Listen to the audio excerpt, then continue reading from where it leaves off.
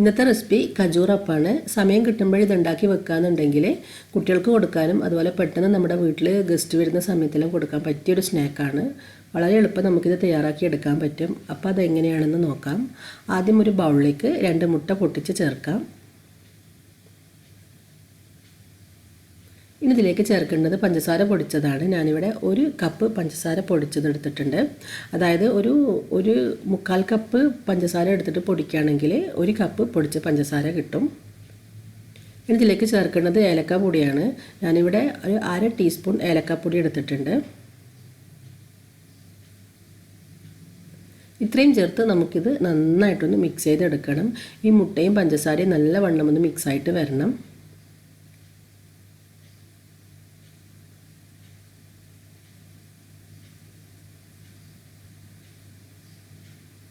അപ്പോൾ ഞാനിവിടെ മുട്ടയും പഞ്ചസാരയും നന്നായിട്ട് മിക്സ് ചെയ്തെടുത്തിട്ടുണ്ട്. നമുക്ക് ഈ മുട്ടക്ക് അനുസരിച്ചിട്ട് വേണം ഇതിലേക്ക് മൈദ ചേർക്കാൻ വേണ്ടിയിട്ട്.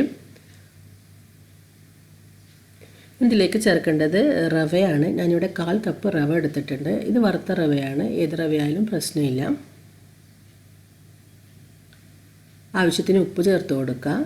ഈ റവയും നമുക്ക് മുട്ടയിലേക്ക് നന്നായിട്ട് മിക്സ് ചെയ്ത് കൊടുക്കുക. നമ്മൾ എന്ത് ചേർക്കുമ്പോഴും കുറച്ച് ചേർത്ത് നോക്കിയിട്ട് വേണം വീണ്ടും ചേർക്കാൻ.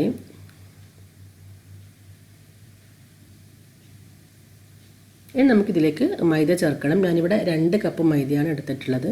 മൈദ ചേർക്കുന്ന സമയത്ത് കുറച്ച് മൈദ ചേർക്കുക, ഒന്ന് മിക്സ് ചെയ്ത് നോക്കുക, വീണ്ടും മൈദ ചേർക്കാം. അല്ലാതെ ഒന്നിച്ചൊരിക്കലും മൈദ ചേർക്കാൻ പാടില്ല. ഇനി നമുക്കിതിലേക്ക് 1/4 ടീസ്പൂൺ ബേക്കിംഗ് സോഡ ചേർത്ത് കൊടുക്കുക. ബേക്കിംഗ് സോഡ ഇല്ലെങ്കിൽ ബേക്കിംഗ് പൗഡർ ചേർക്കുക. ഒരു 1/2 ടീസ്പൂൺ ബേക്കിംഗ് പൗഡർ ചേർത്താൽ മതി. രണ്ടും ഇല്ലെങ്കിലും പ്രശ്നമൊന്നുമില്ല. നമ്മൾ ഈ ഒരു മാവ് കുഴച്ചെടുക്കാൻ വേണ്ടിയിട്ട് ഒട്ടും തന്നെ വെള്ളം ചേർക്കില്ല. അപ്പോൾ അതുകൊണ്ട് തന്നെ നമ്മുടെ മുട്ടൻ്റെ വലുപ്പത്തിനനുസരിച്ചിട്ടായിരിക്കും നമ്മൾ മൈദ ചേർക്കേണ്ടത്. അപ്പോൾ അതുകൊണ്ട് കുറച്ചായിട്ട് ചേർക്കാം. ഞാനിവിടെ 2 കപ്പോളം മൈദയാണ് എടുത്തിട്ടുള്ളത്. മാക്സിമം 2 കപ്പ് മൈദ മതിയാകും. അപ്പോൾ നമുക്ക് കുറച്ച് മൈദ ചേർത്തതിന് ശേഷം ഇതിലേക്ക് നെയ്യ് ചേർത്ത് കൊടുക്കുക. ഞാനിവിടെ 3 ടേബിൾ സ്പൂൺ നെയ്യാണ് എടുത്തിട്ടുള്ളത്. ഈ നെയ്യ് ചേർത്തിട്ട് നമുക്കൊന്ന് കുഴച്ച് നോക്കിയിട്ട് വീണ്ടും മൈദ ചേർക്കാം.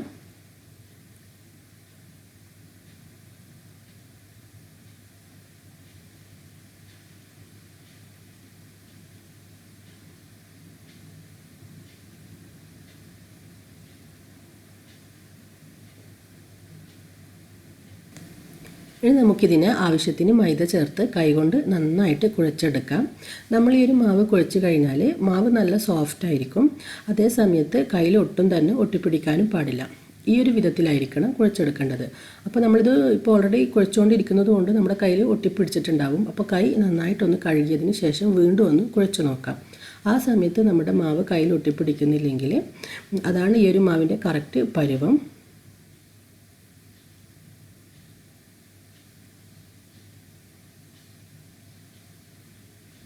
അപ്പോൾ ഞാനിവിടെ കൈ കഴുകിയിട്ട് വീണ്ടും ഒന്ന് കുഴച്ചിട്ടുണ്ട്. അപ്പോൾ നോക്കുമ്പോൾ ഇതാ കയ്യിലൊട്ടും തന്നെ ഒട്ടിപ്പിടിക്കുന്നില്ല. അതേസമയത്ത് നമ്മുടെ മാവ് കുറച്ച് നല്ല സോഫ്റ്റുമാണ്, കുറച്ച് ലൂസുമാണ്. അപ്പോൾ ഈ ഒരു പരുവത്തിലാണ് നമ്മുടെ മാവ് വേണ്ടത്. ഇനി നമുക്ക് ഈ ഒരു മാവിനെ 1 മണിക്കൂർ റെസ്റ്റ് ചെയ്യാൻ വെക്കാം.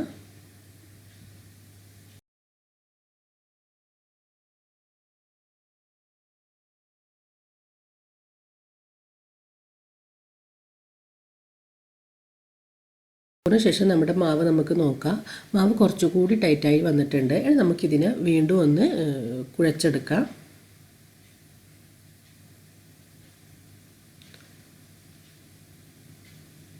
അപ്പോൾ ഞാനിവിടെ മാവ് വീണ്ടും നന്നായിട്ടൊന്ന് കുഴച്ചെടുത്തിട്ടുണ്ട്. ഇനി നിങ്ങൾക്ക് വേണമെങ്കിൽ ഇത് മുഴുവനായിട്ട് ഒന്നിച്ച് പരത്തിയെടുക്കുക. അതല്ലെങ്കിൽ പകുതിയായിട്ട് പരത്തിയെടുത്താലും മതി. ഞാനിവിടെ പകുതിയായിട്ടാണ് പരത്തിയെടുക്കുന്നത്.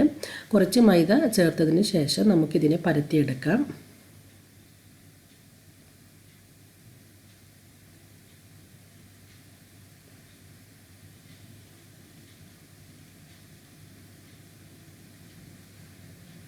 ഒരു 1/2 ഇഞ്ച് ഘനത്തിൽ വേണം നമുക്ക് ഈ ഒരു മാവ് പരത്തിയെടുക്കാൻ വേണ്ടിയിട്ട്.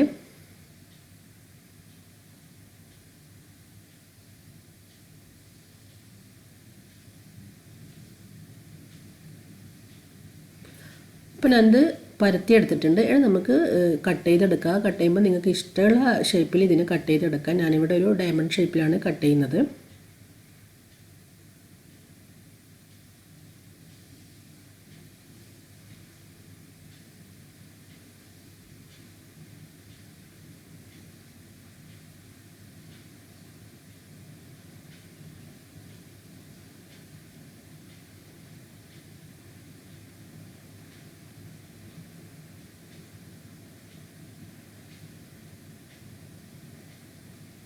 ഇതുപോലെ മാവ് മുഴുവനായിട്ട് പരത്തിയെടുത്ത് കട്ട് ചെയ്തെടുക്കാം.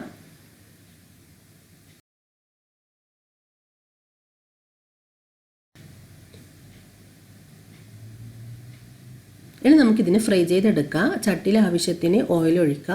എന്നിട്ട് എണ്ണ നന്നായി തിളച്ചതിന് ശേഷം ഫ്ലെയിം ഒന്ന് കുറച്ച് വെച്ചിട്ട് വേണം ഫ്രൈ ചെയ്യാൻ വേണ്ടിയിട്ട്. നല്ല തിളച്ച എണ്ണയിലേക്ക് പെട്ടെന്ന് ഇട്ട് കൊടുത്തു കഴിഞ്ഞാൽ ഇത് പെട്ടെന്ന് കരിഞ്ഞു പോകും. അതുപോലെ ഉൾഭാഗം നന്നായിട്ട് വെന്ത് വരില്ല.